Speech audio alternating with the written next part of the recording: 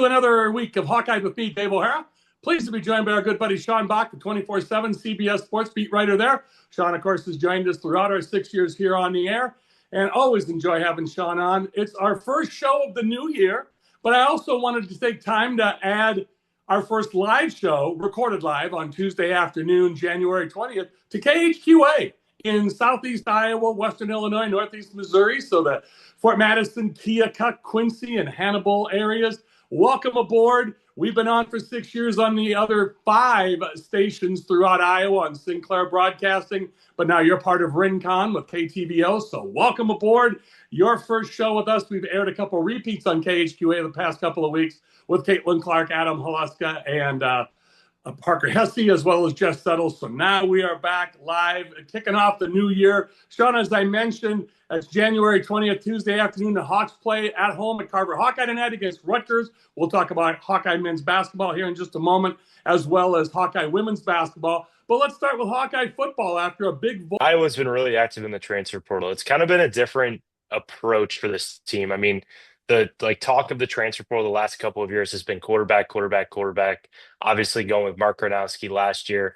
Iowa decided not to go for a quarterback in the transfer portal this cycle, and that opened up a lot of dollar amounts for guys at different positions, especially Iowa being able to add 2 really capable wide receivers in Evan James and Tony Diaz from the lower ranks, and adding a couple offensive linemen, defensive linemen especially.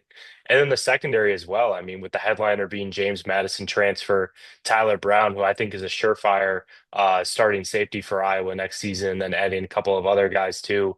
Still looking to add a few more to the fold. But then you talk about South Dakota running back transfer, LJ Phillips. I think a lot of people were assuming that Iowa was going to stick with what they had at the running back position, but being able to get a really elusive back in Phillips, I think is going to give, whoever is quarterback for Iowa more weapons. And, it's an interesting approach. It's honestly, I wouldn't say it's a Moneyball approach, but it's a little bit different in terms of Iowa getting guys that are proven, but also have multiple years of eligibility remaining. You look at a number of these guys, all the transfers they brought in.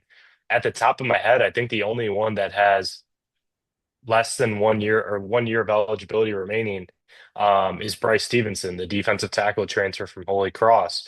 The rest of the guys had multiple years of eligibility remaining, and I'm not sure, maybe Tyler Brown is an NFL pick after this season, but I think the rest of the guys are going to be able to stay for, 2 or 3 years. And that really gives you, a good foundation, not only for this season, as these guys are likely going to be really good contributors, but also the next couple of years that really, you can develop these guys, you can get them comfortable with the offense, the defense, the entire system. And it's really, a really impressive haul. I think it really fills a lot of holes. Like, it's not one of those, okay, we're going to get this one stud, but it's just a bunch of different guys that I think can complement each other really well. And, you talk about some of the guys that they have coming up the ranks too. It's going to be a really interesting, approach to see how these guys fit in with each other, because I think they can all complement each other extremely well. John, if we take a look from, as you mentioned, December 31st, the bowl victory, New Year's Eve morning and day over Vanderbilt, a lot has happened between now and then on Tuesday afternoon, January 20th, as we record this. Of course, the viewers will know the result of the Hawkeye men's basketball game and the women's basketball game by the time this airs. Rutgers tonight on Tuesday, and then the women at Maryland on Thursday.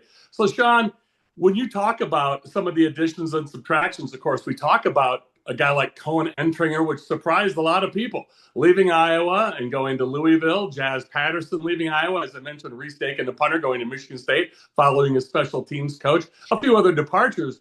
But besides those 3, let's talk about them briefly. And then let's definitely talk about quarterback. When you mentioned the Hawks didn't go after a quarterback in the portal, does that mean it's Jeremy Hecklinski's job to win over Hank Brown? Or how are we looking in the quarterback room? Let's talk about those 3 transfers I mentioned first, transfers out in Patterson and Dakin and Entringer. But then let's talk about the quarterback position in more detail, please, Sean.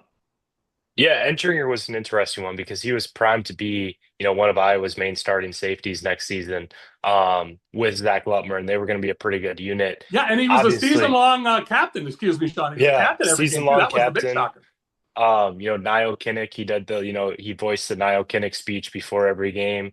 I know Mitch Fick really loves shooting those videos, friend of the program, Mitch Fick. But he Yeah, that was an interesting one, especially, he was going to be able to step into that bigger role.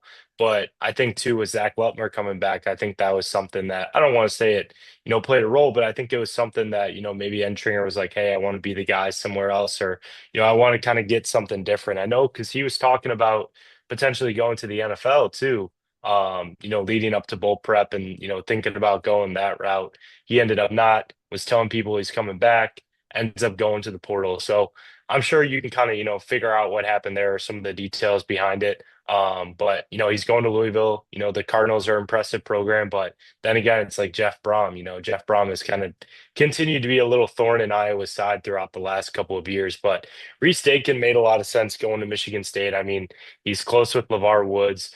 Jazz Patterson wanted a chance to play at they're building up that program there in East Lansing with Pat Fitzgerald. I think he's a really good fit up there.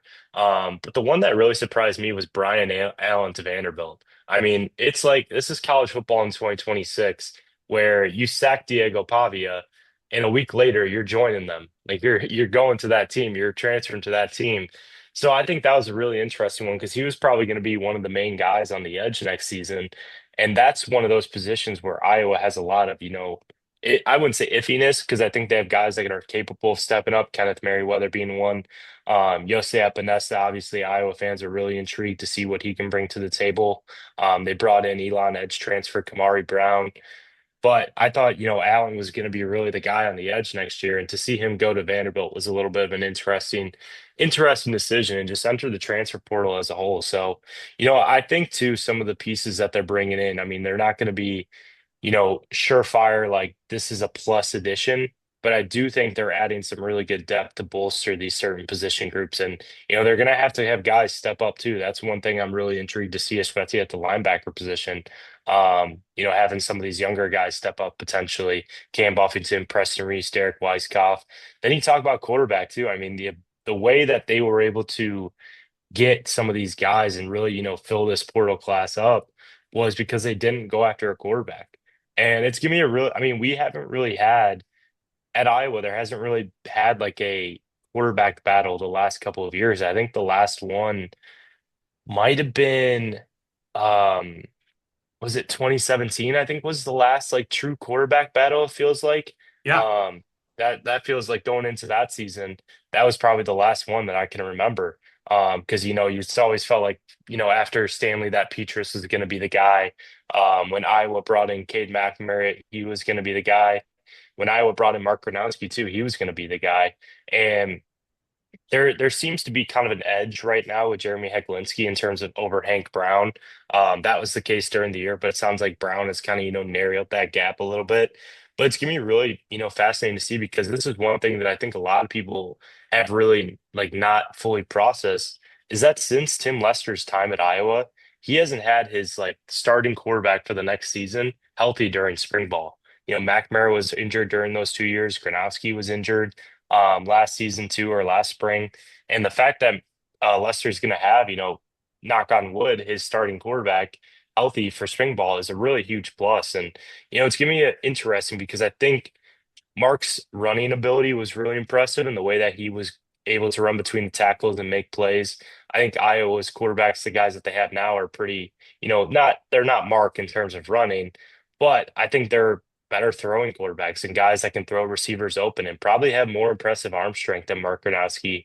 But, we're going to have to see if they can prove that. And they have their, good cast of weapons that they can throw to too. And I think even with some of the guys they're losing on the offensive line, I think that offensive line unit can be really good. And they have guys coming back in the backfield and, DJ Vanami really emerging too. So I think whoever is quarterback is going to have its fair share of weapons, on the outside, on the perimeter. And it'll be fascinating to see who takes that nod. I think Hecklinski, has the edge as of today, but Brown's been coming up the ranks too pretty well.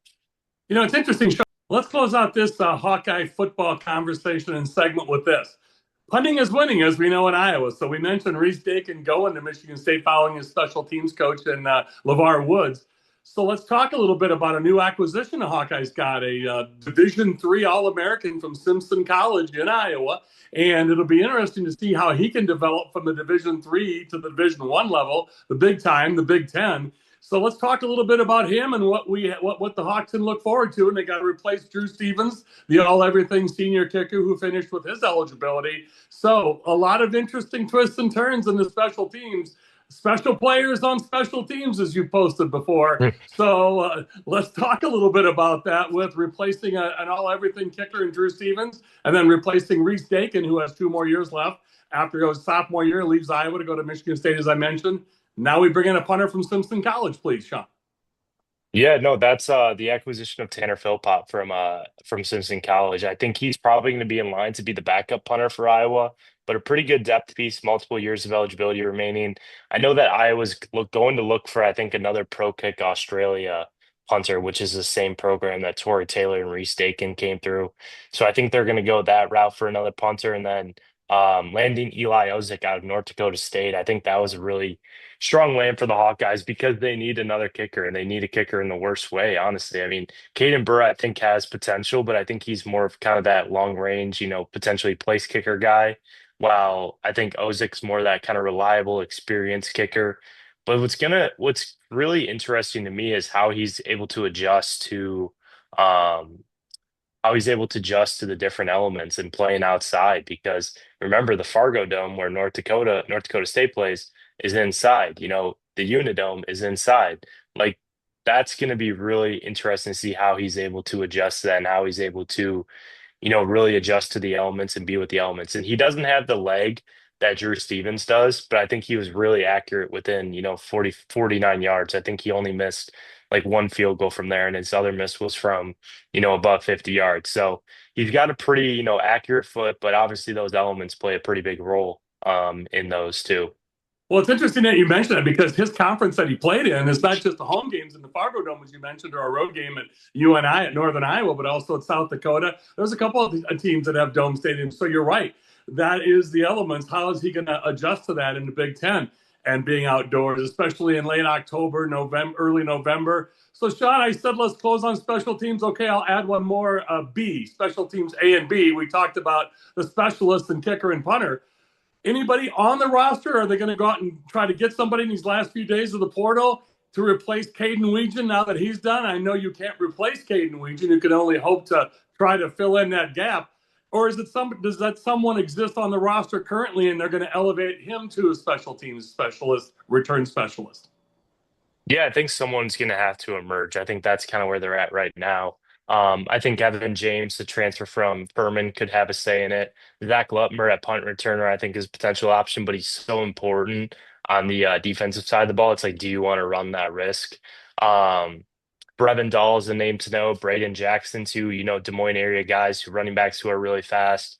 Um, Lutmer I mentioned, and maybe KJ Parker. There's a few guys that I think they can, use internally that are coming up, but I don't think it's going to be as explosive as Weechin, which, kind of stinks, but, that's just kind of, Iowa's been pretty fortunate with the type of return specialists that they've had the last few years. So it's not easy to replace them. And, maybe one of these guys can step up and really be a stud, but I'm not sure if there's one guy on the roster that I'm like, okay, this is the surefire replacement for Caden Weechin. Well, you hit the nail on the head, though. There is depth, and there are options in the specialist categories on special teams: kicker, punter, and return specialist. So, as always, we'll see how that plays out. So, Sean, thank you very much. Great stuff from you, as always, talking Hawkeye football. When we come back, segment 2, we'll talk Hawkeye men's basketball, and then we'll close out the show in the third and final segment with Sean talking Hawkeye women's basketball with us. So he is Sean Bock, and he is Iowa Hawkeye beat writer for 24/7 Sports, CBS Sports. I'm Dave O'Hara with Hawkeye. We'll be back with more in just a few moments. Hawkeye is brought to you by BettorEdge, your ultimate social betting marketplace. With no VIG, you're bound to win more on every bet on BettorEdge. Founded by Hawkeye alum James Siles and proud Iowan Greg Kieski, BettorEdge delivers an unmatched betting experience. Plus, what's not to love when they're committed to supporting charities and children's hospitals near you? Join the action now. Sign up at bettoredge.com/Hawkeye and get $10 to start winning more today. BettorEdge, where your social betting means your bets go further and you win more. Welcome back to Hawkeye with me, Dave O'Hara. Pleased to have our buddy Sean Bock joining us for the whole show. Sean, as you know, has joined us for the entire 6-year run here on television. Sean, of course, is the beat writer for covering the Iowa Hawkeyes for 24/7 Sports, CBS Sports. Also a recruiting specialist, so we took a deep dive in that first segment into Hawkeye football with what's upcoming in the transfer portal and recruiting, as well as returning stars and departing stars for the Hawkeyes. So a lot to cover in football. We got that done. Now let's get to Hawkeye men's basketball, Sean. 13-5 right now as we speak on Tuesday afternoon, January 20th, going into the Rutgers game tonight at Carver Hawkeye Arena. Hawks are 3-4 in the Big Ten.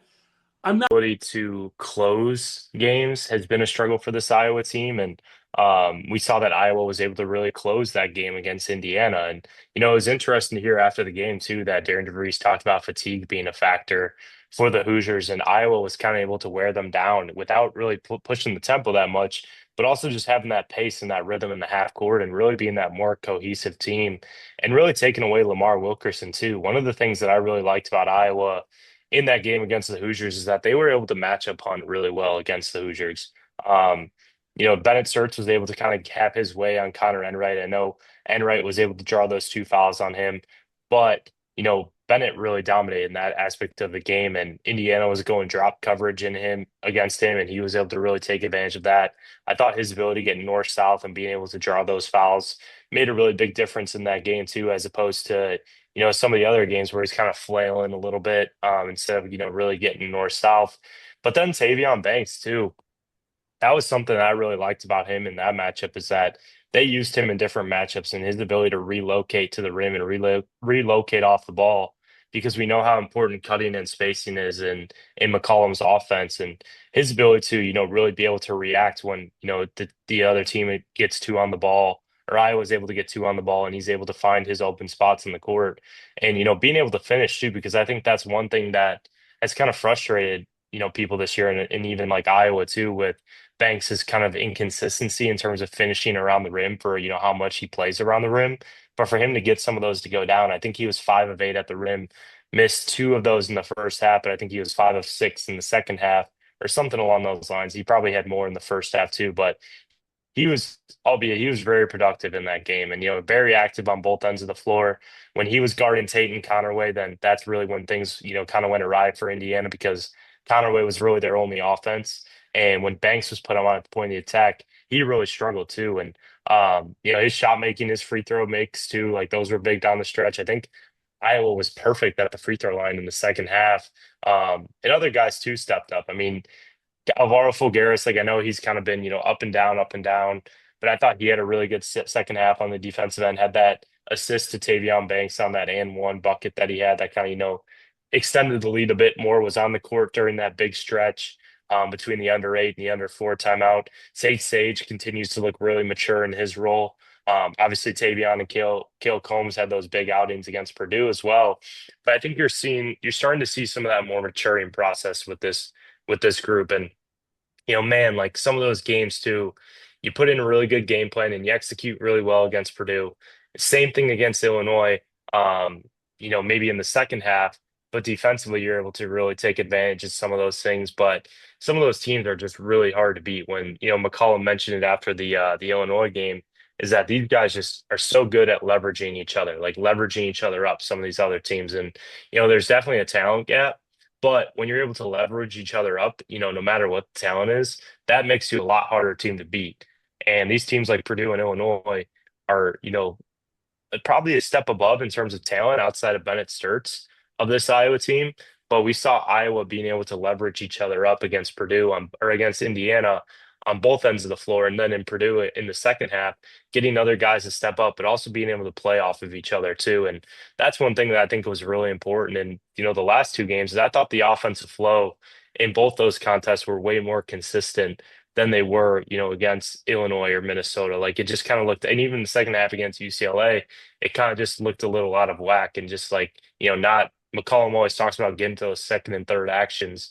They were able to do that more against Indiana and Purdue, and also hitting shots kind of covers up a lot of, the issues that you might have. But I thought the offensive flow was, really good in those 2 games. And then defensively too, I thought they were playing in the gaps really well. eliminating those driving lanes outside of Tate Conaway and then Braden Smith in the second half.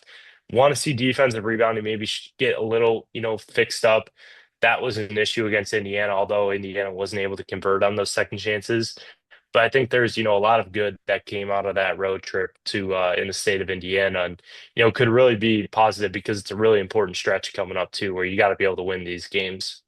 Yeah, and talk about tonight. They've got a chance to get some things right tonight against Rutgers. Again, as we record this on Tuesday afternoon, January 20th. There's an 8-day rest period before they play their next game, and that's against USC at home before they go Northwest and play against Oregon and UW, University of Washington, the following week. So they've got a chance to get some rest, but also get right.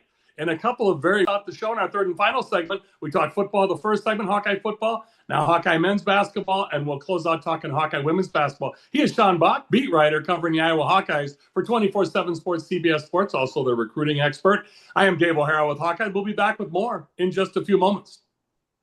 For higher yields and greater consistency across every acre, check out Mershman Seeds Power Core Enlist Corn. Here's Lynn Williams, our General Sales Manager. Mershman Seeds Power Core Enlist corn growers are talking about high yield potential and consistency across their acres.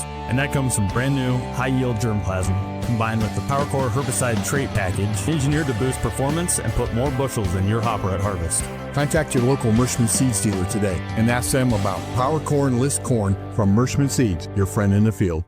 Welcome back to Hawkeye with me, Dave O'Hara. We're closing out the show with our good buddy Sean Bock, was kind enough to join us for this entire show, talking Hawkeye football, Hawkeye men's basketball, and now Hawkeye women's basketball. Sean, as you know, has joined us throughout this 6-year run on television. Sean, of course, is the beat writer covering the Iowa Hawkeyes athletics for 24/7 Sports, CBS Sports, and also their recruiting specialist. So Sean, Jen Jensen and her ladies, 16-2 overall, 7-0 in the Big Ten Conference. Also, Sean, number 10 now. First time in the top 10 for the Hawkeye women's basketball program since the Caitlin Clark era. I know that's only been 2 years, but Jan in her second year, Jan Jensen and her jumpers, her ladies are top 10 ranked now, 10th ranked in the AP poll. So let's talk about the upcoming games. As we record this on Tuesday afternoon, January 20th, they go to Maryland on Thursday and play number 15th ranked Maryland, and then come back home on Sunday to face number 12th ranked Ohio State at Carver Hawkeye Arena. But Sean, I'll tell you, and I joked with you off the air, let's bring it on the air. If you don't think Brenda Freeze is Cedar Rapids, Iowa native, and has always been a thorn in the side of the Hawkeye women's basketball program, and it runs a fantastic program, nationally ranked, won a national title years ago, but is one of the top coaches in women's college basketball.